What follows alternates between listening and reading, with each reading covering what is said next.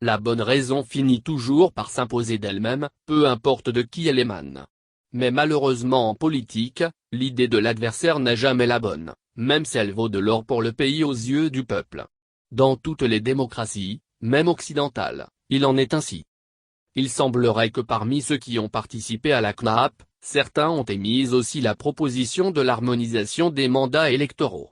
Si je ne me trompe pas, cela sous-entend les mandats présidentiels et mandats législatifs puisque la durée du mandat présidentiel est de 5 ans alors que celui de nos députés est de 6 ans à compter de cette législature en cours. Or, celle-ci était aussi d'une durée de 5 ans auparavant. Je ne sais pas quelle mouche a piqué les députés de cette législature et ils ont allongé leur mandat d'1 an de plus pour en faire 6 ans. Quelle est l'utilité de cet allongement d'1 an pour le pays? Je n'en sais vraiment pas si ce n'est pas pour leur propre intérêt.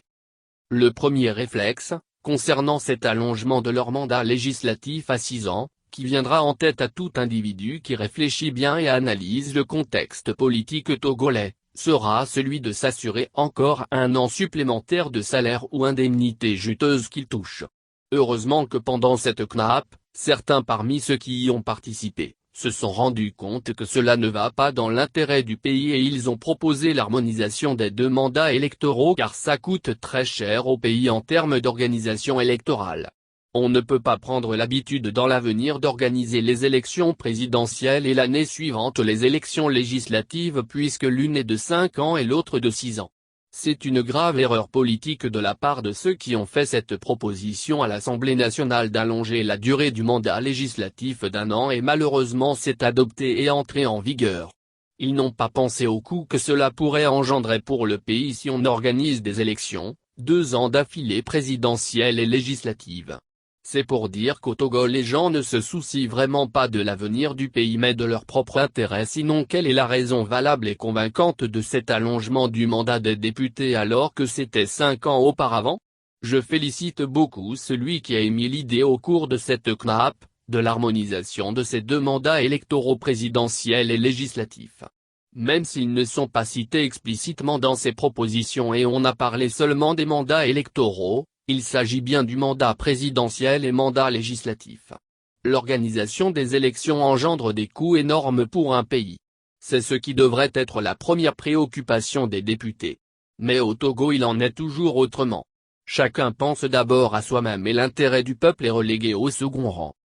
Pour débuter cet article, j'ai écrit que la bonne raison finit toujours par s'imposer d'elle-même car en septembre 2019 quand j'avais présenté mon projet politique pour les élections présidentielles du 22 février 2020 avant de renoncer d'y participer pour des raisons que tout le monde connaît déjà que les élections présidentielles sont toujours gagnées d'avance au Togo depuis 50 ans, j'ai évoqué ce problème de coût que le modèle politique français engendre comme dépense dans l'organisation des élections.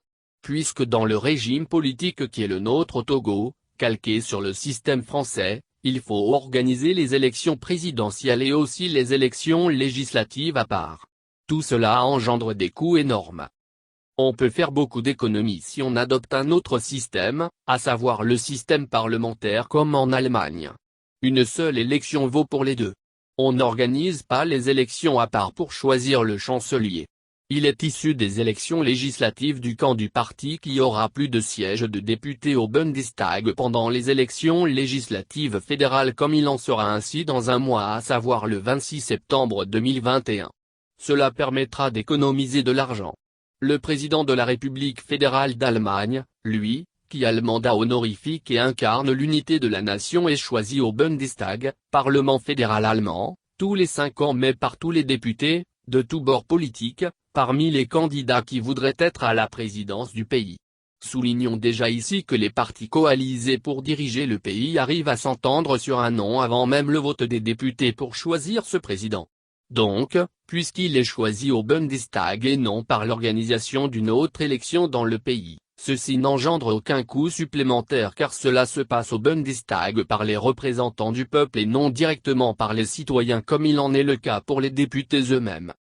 Vous voyez encore qu'il y a vraiment une bonne raison pour le Togo de changer le système politique pour passer du régime actuel, régime semi-présidentiel de type français, au régime parlementaire de type allemand si vraiment on veut économiser de l'argent qu'on consacre pour les élections présidentielles sans compter même les tensions post-électorales et les fraudes qui y sont toujours liées au Togo. La preuve en est que depuis 22 février 2020, les tensions demeurent encore car il y a ce conflit post-électoral entre DMK et RPT-UNIR. Non seulement on gagnera en temps et en argent si on passe du régime actuel au régime parlementaire mais surtout l'évolution politique, économique et démocratique du Togo sera très rapide. Si nous voulons que le Togo devienne rapidement un pays rayonnant et prospère, il est absolument capital qu'on change notre système politique actuel. Je l'ai dit et je le dirai encore et toujours car c'est la bonne direction qu'il faut prendre pour notre pays. L'harmonisation des 2 mandats électoraux est bonne. Mais le changement carrément de notre système politique actuel en régime parlementaire est encore mieux car aux yeux d'organiser 2 élections présidentielles et législatives, on n'en fera qu'une seule, celle des législatives dont seront issus en même temps les députés et le chancelier ou le Premier ministre lui-même selon l'appellation qu'on donnera au chef du pouvoir exécutif. Je ne cache pas ma fascination pour le système allemand car il est bon à servir de modèle pour le Togo. Ceux qui ne voient pas plus loin que le bout de leur nez, diront que c'est parce que je suis germano-togolais que j'admire le système politique allemand. C'est faux d'avoir ce jugement erroné. Qui au Togo ne reconnaît pas la qualité de l'Allemagne et de son système politique, éducatif, économique et démocratique. Pour moi c'est une grande fierté d'appartenir même aussi à une telle société dont l'efficacité est reconnue mondialement. Si vous voulez que le Togo avance un jour, confiez son destin à quelqu'un qui a fait l'Allemagne et qui connaît bien cette société comme moi. Ce que Faure Gnassingbé n'a pas pu faire dans 16 ans à la tête de ce pays, je peux le faire dans 3 ans en me basant tout simplement sur le système politique, économique et démocratique allemand. Il faut mettre ce pays entre de bonnes mains et mettre fin au bricolage depuis 16 ans. Pour devenir aussi bon élève il faut prendre comme référence un bon élève qui est l'Allemagne en Europe et non le contraire. On a suivi le système français depuis les indépendances mais on n'a rien gagné. La logique veut qu'on change pour passer de bonnes mains. L'avenir de nos enfants en dépend. Pensez-y bien.